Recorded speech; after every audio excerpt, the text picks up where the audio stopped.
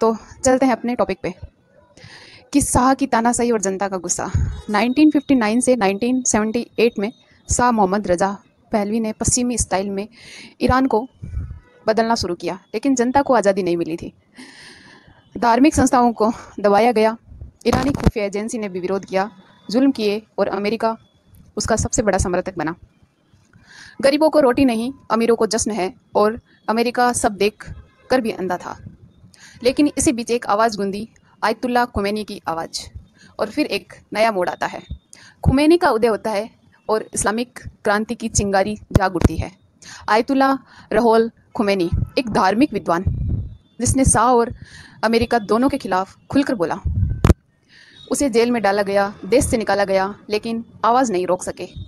Iraq और France में वो संदेश भेजते रहे, अमेरिका का पिट्ठू शाह हमें मंजूर नहीं। वो ये सब संदेश भेजते थे, जो पुरानी सीडीज होते हैं ना, वो आवाज़ रिकॉर्डिंग करके जनता तक पहुंचते थे, और वही फिर जनता के बीच चलाए जाते थे। उसी से जो क्रांति शुरू होती है, धीरे धीरे पूरा देश सड़कों पे उतर जाता है।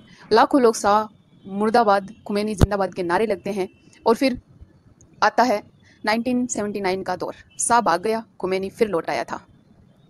जनता ने आखिरी शाह को देश छोड़ने पर मजबूर किया था। जनवरी 1979 में शाह ने ईरान से भागकर, और फरवरी 1970 में खुमैनी 15 साल बाद वतन लौटा था।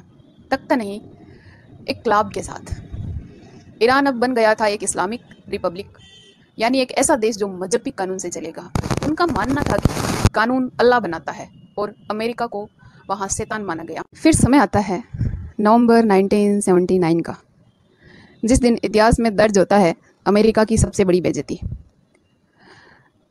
4 नवंबर 1979 तेहरान में सैकड़ों ईरानी छात्रों ने अमेरिकी दूतावास पर हमला किया, और 52 अमेरिकी कर्मचारियों को 444 दिन तक बंधक बना के रखा था।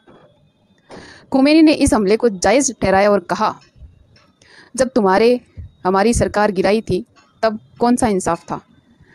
अमेरिका भौचक्का रह गया, उसका घमंड, उसकी शक्ति तेहरान की गलियों में रौंद दी गई। अमेरिका गुस्सा, और फिर अमेरिका फिर से विफल होता है। अमेरिका ने ऑपरेशन ईगल क्लो नाम का एक मिशन चलाया, बंधकों को छुड़ाने के लिए सीक्रेट कमांडो भेजे, लेकिन रेत का तूफान आया, हेलीकॉप्टर क्रैश हुए, मिशन फेल हो गया और 8 सैनिक और मारे गए। पूरा अमेरिका शर्मिंदा हो गया, और ईरान की जनता और भी निडर हो गई। अब अमेरिका ने तय कर लिया कि ईरान को सबक सिखाना है, इसलिए उसे ढूंढ निकालना एक नया मोहरा, सद्दाम हुसैन। अगले भाग में देखेंगे कि जब अमेरिका ने इराक को हथियार दिए और ईरान को खून बहाने पर मजबूर किया,